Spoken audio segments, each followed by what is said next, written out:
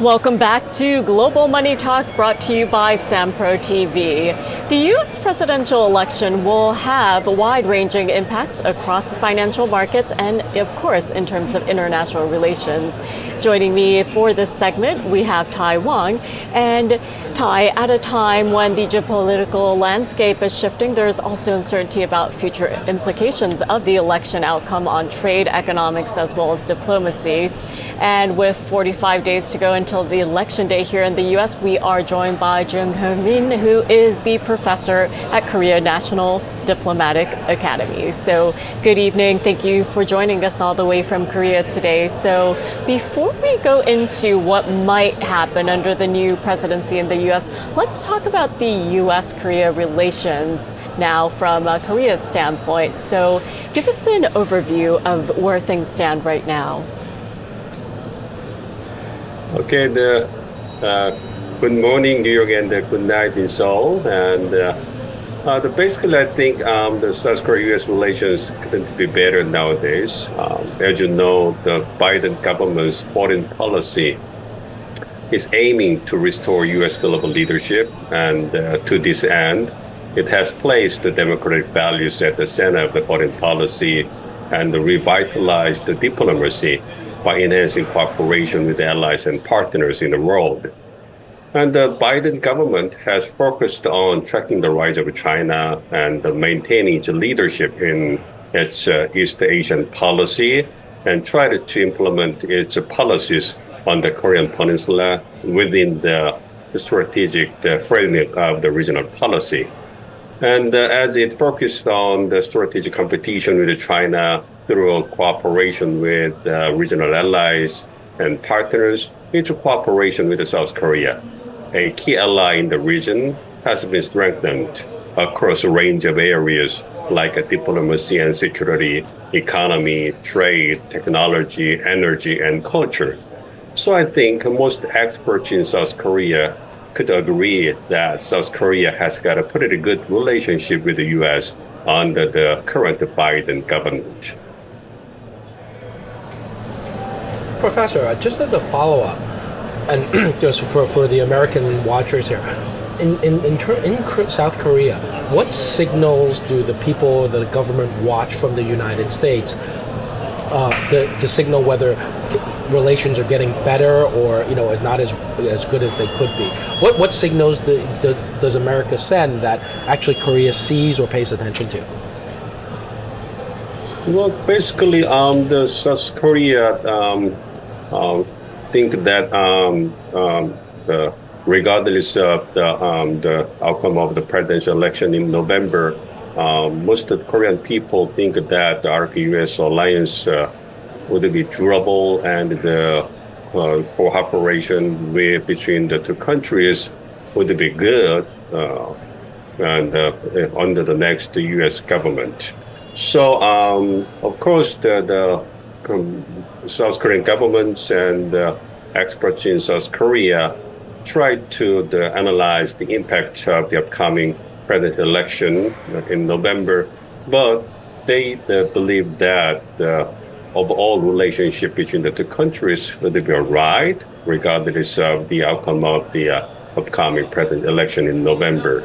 So,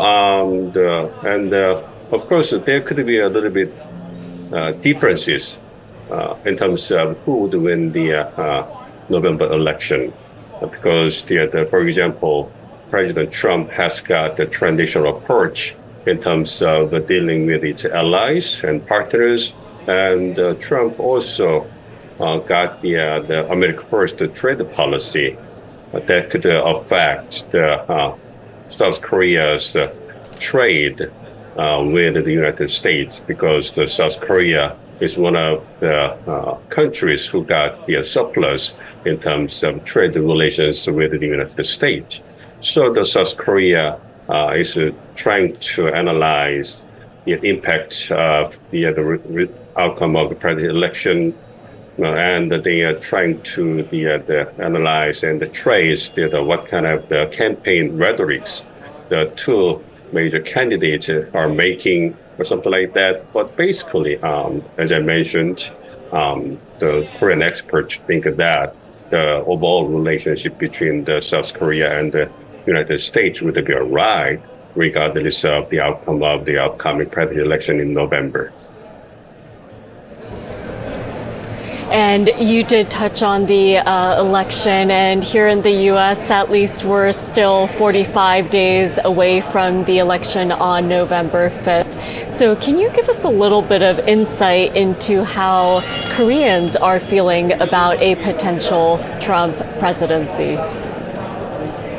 Well, again, basically, I think the RPA, the U.S. alliance would be durable, and for the South Korea-U.S. relations would be good under the second Trump presidency if Trump gets reelected in November. It's mainly because President Trump will also agree that South Korea is a useful ally or partner in terms of tracking the rise of China, which would be the number one foreign policy priority of the second Trump government, and securing U.S. economic interest in the region. But if we go a little bit deeper in the relationships, it is likely that the second Trump government will be aggressive in its relationship with South Korea based on, again, its transactional approach and America First trade policy. Now, specifically President Trump's transactional approach with its allies will come up with his political rhetoric on the economic aspects of the alliance operation, such as burden sharing, joint military exercises, and the deployment of the strategic assets to the Korean Peninsula. Meanwhile, the trade policy of the Trump government will be centered on reducing U.S. trade deficits, and will mainly use the tariffs, such as Universal Baseline Tariffs and the Trump Reciprocal Trade Act. It means that the tariff man will come back next year. And there will be no distinction between allies and non-allies in President Trump's political efforts to reduce the trade deficit, and therefore it is likely that trade barriers on South Korea's exports to the United States will get higher. So if Trump gets reelected, South Korea needed to find amicable solutions to manage its security and trade interests with the United States. Personally, I hope that we don't get too many tariffs on South Korean products. I mean, you're a top 10 trading partner for us, and I think you're the number 2 trading partner for the United States. And personally, I drive a Kia Telluride, great car, love it. My next car is probably going to be Korean, and my TV is LG, so I'd like my TV to be good and quite reasonably cheap. I think it's probably some of the best TVs out there. I do think that Trump historically, his bark is worse than his bite, and if the South Korean government is smart and plays nice with him and talks about joint ventures, that you might be able to shift his attention elsewhere in terms of trade. But you're absolutely right in that he is very transactional, and sometimes when you're dealing with allies and someone as close to us and as durable as Korea, that maybe you should be a little less transactional.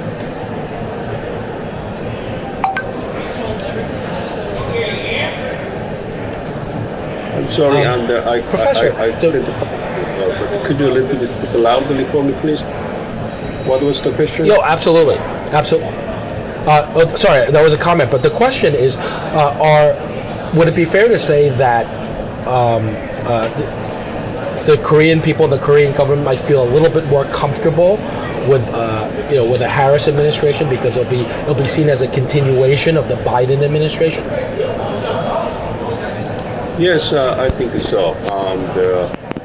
As you mentioned, the many experts in South Korea think that the Harris government is likely to hand down the Biden government's policy orientations.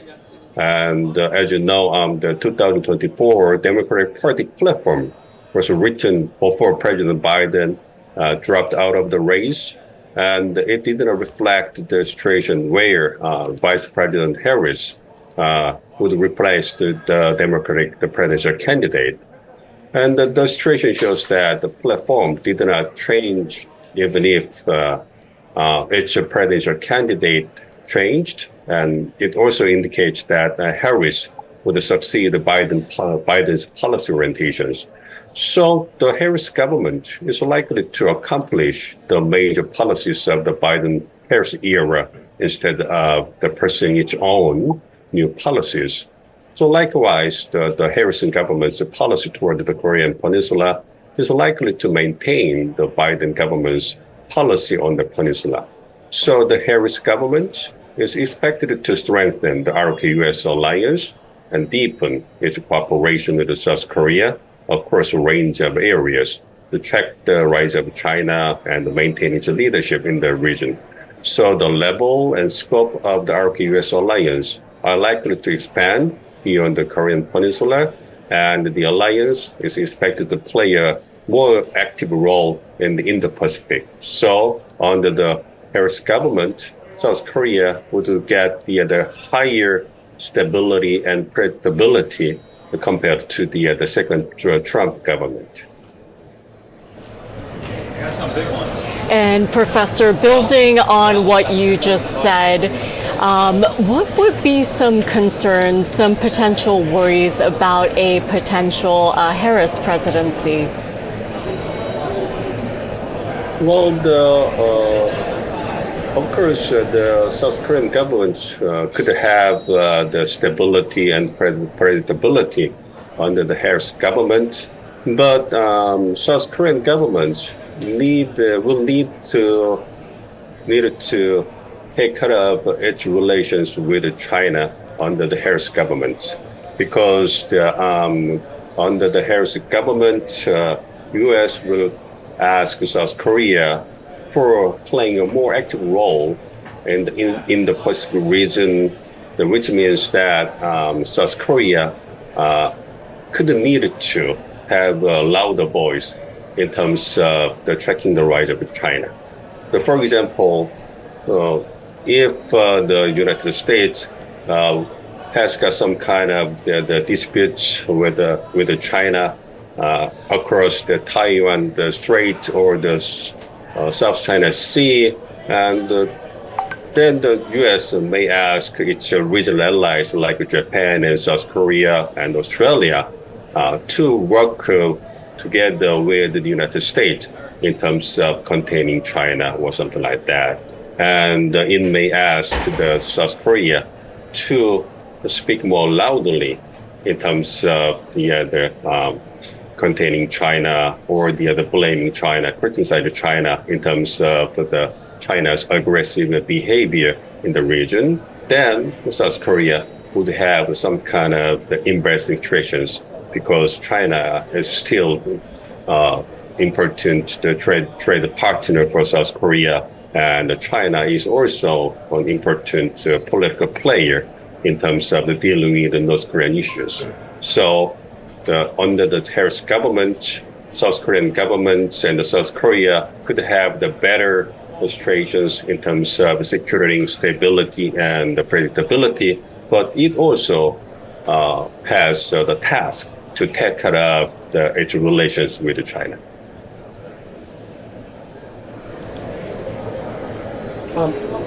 Professor, on the subject of China, Americans watch China very closely. It's one topic that both parties the only topic that both parties seem to agree on is that China is our primary competitor and not a friendly one.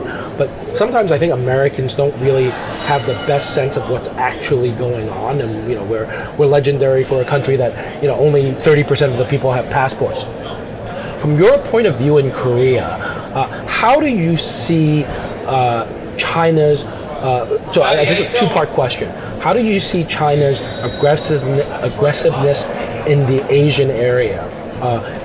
Do you think that there is a real risk of a problem in the Taiwan Strait or an invasion of Taiwan? Is that a distant risk, or is that a real risk? And then the second part of the question is, how is the Chinese economy really doing? Because we always try to figure out, can we trust the statistics? Can we trust the reporting?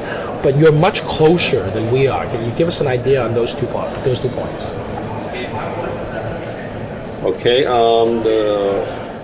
the first, regarding your question about the correct perception about China and the region, basically the many experts in South Korea don't think that China is immediate security threat to South Korea and other regional countries. Of course, the South Korea or the expert in South Korea feels that China will be the security threat in the long term, but immediately China is not that serious security concern for South Korea. Meanwhile, South Korea need to take care of its relations with China because economically China is still important for South Korean economy.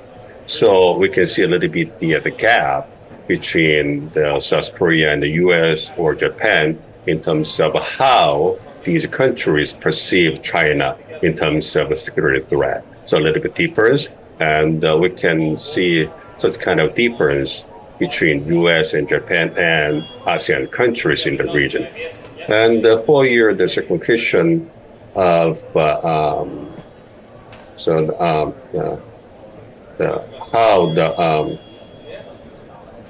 I'm sorry, but what was the second question? I'm sorry. It's really from your point of view, because you're much closer than we are. How is the Chinese economy really doing? Because sometimes it's hard to trust the statistics that come out that are government released. Are they okay? Are they really struggling? Is there anything that you've seen from your point of view that it would be great for Americans to know? All right, thank you for the question. I think that Chinese economy is getting better, although it had really the hard time in terms of its domestic problems like the high unemployment rates and some kind of the bad economic situations in terms of the many the economic sectors in China. But I think that China's economy is getting better, and probably it'll take some time before China will fully recover its economic capabilities. But it'll take about 3 or 5 years before the China fully recovers its economy.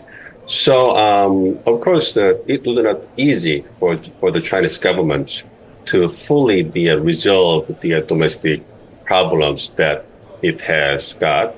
But the China is a big country, and I think that it tries to resolve the problem. So I think that China will just stand up again as the original hegemon or the original economic power in the coming years. And building on what you just said, Professor, as well as what you mentioned, Ty, because sometimes when we're hearing about economic data, it does get mixed with the politics, doesn't it? Absolutely. Especially when we're talking about diplomacy. So, one thing that I sometimes like doing is reading websites, looking at news as it's reported from overseas. So whether we're talking about Western European, Canadian, or even other Asian language websites to see how they're reporting on, say, the GDP figures or the statistics coming out from China, because we know even here in the US when we're looking at data releases, if we're reading an article, a website article about that, there's always this analysis that comes into it. Right. And it's good that you brought that up, because one of my favorite newspapers overseas is the Straits Times in Singapore, and they really kind of play it straight. And you want to sometimes get away from the sort of the American focused news coverage, because it is biased, and sometimes you have to read it with a certain lens, and that's why it's so valuable to have someone who's really in Asia talk to us about Asia. There's nothing like what they call the feet on the ground. Yes. It really makes a big difference.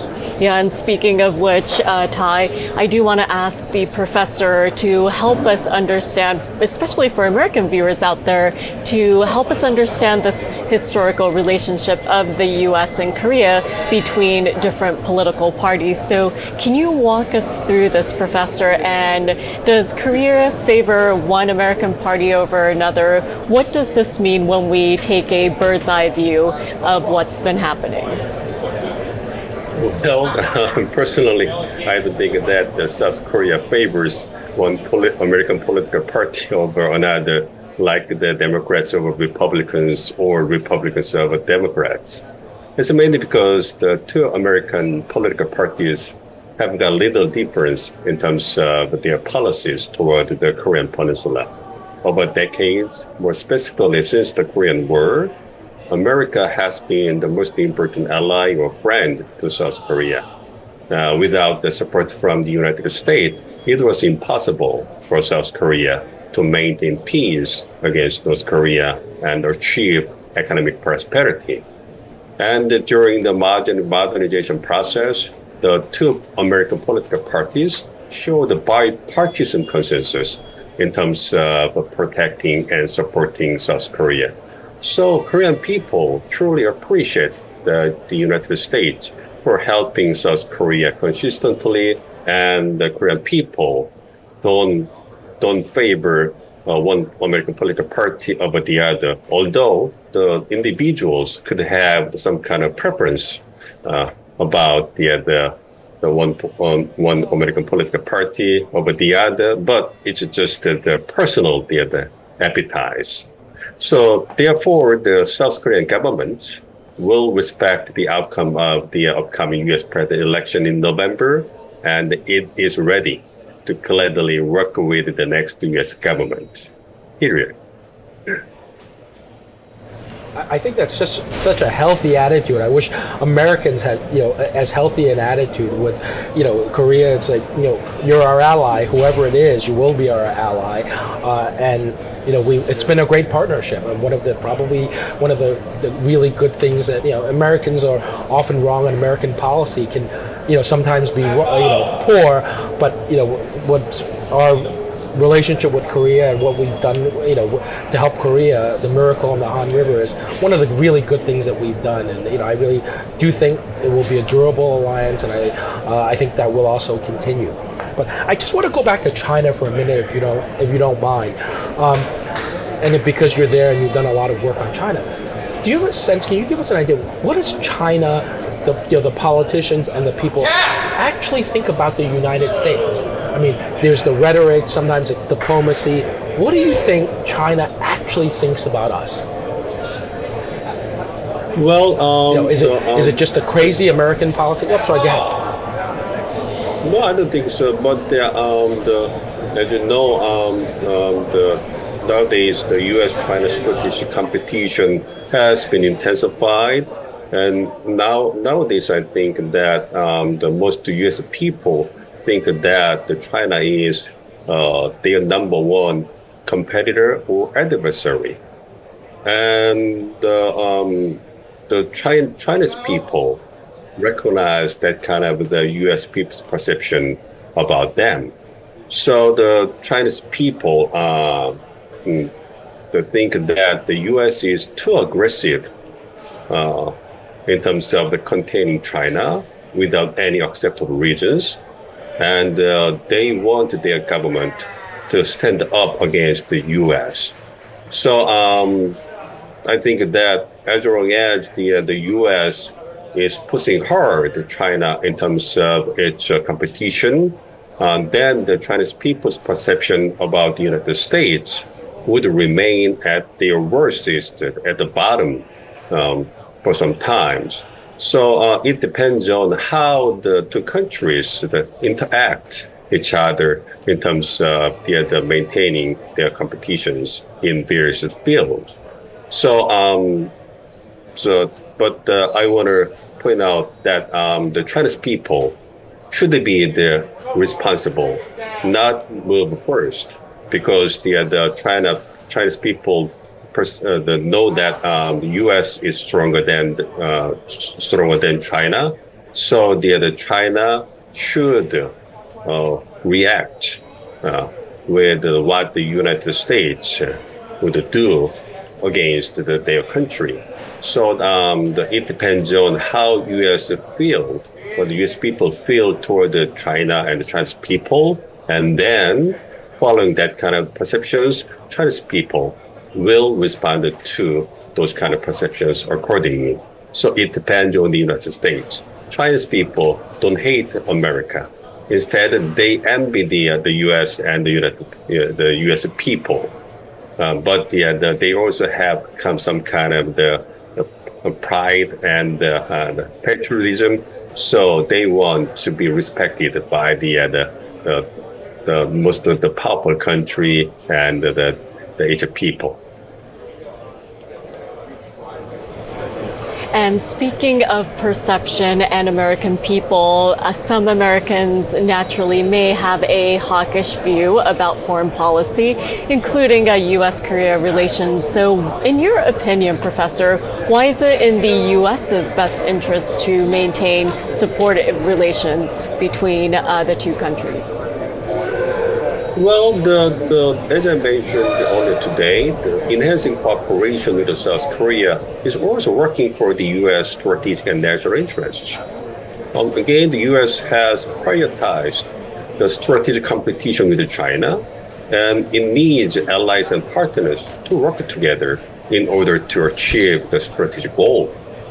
And the U.S. has got fierce competition with China in advanced technologies like semiconductors, large volume batteries, and bioindustries.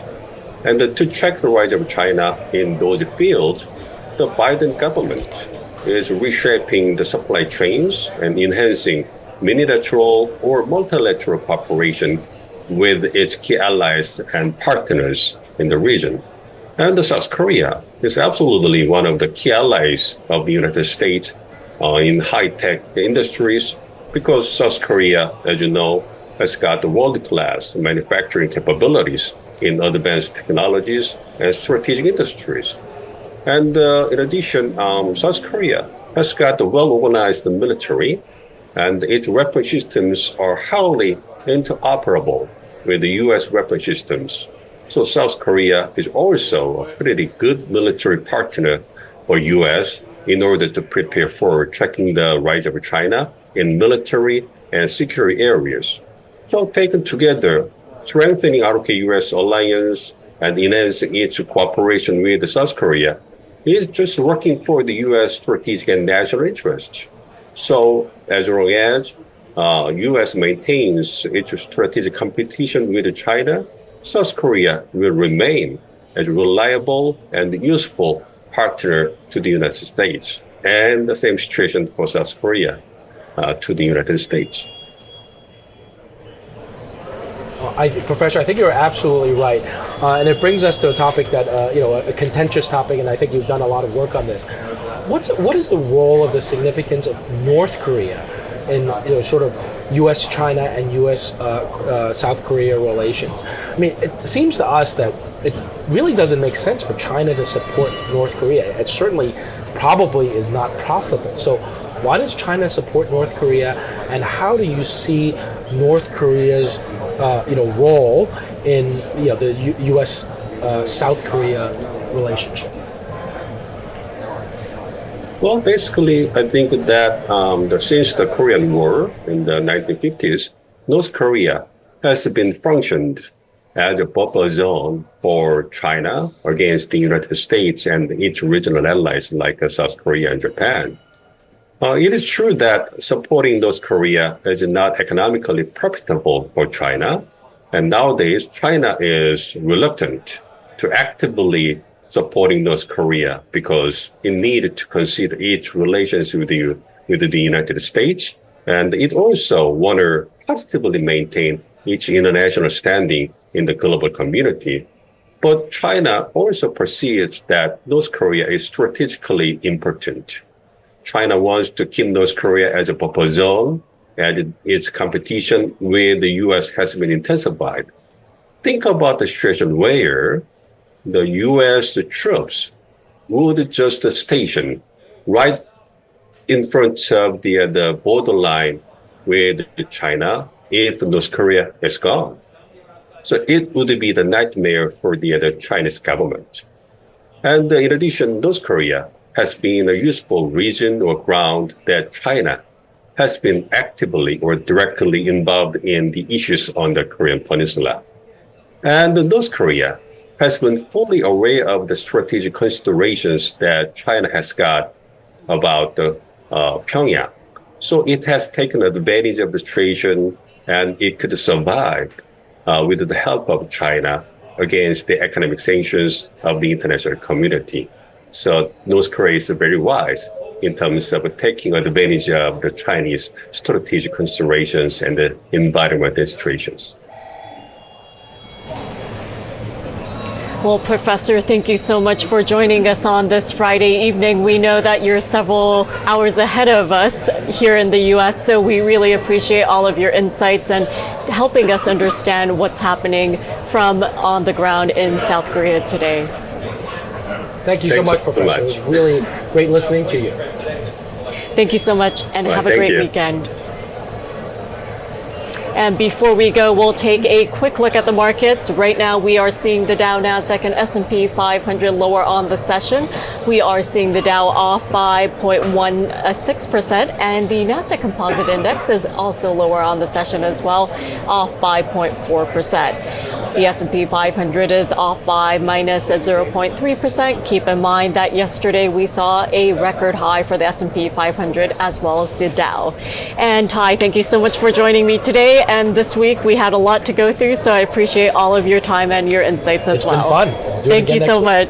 And that will do it for Global Money Talk live from the New York Stock Exchange. We're so excited to bring you daily coverage here on Sempro TV. You can check out the show anytime on our YouTube channel by searching Global Money Talk. Thank you for joining us and have a wonderful weekend.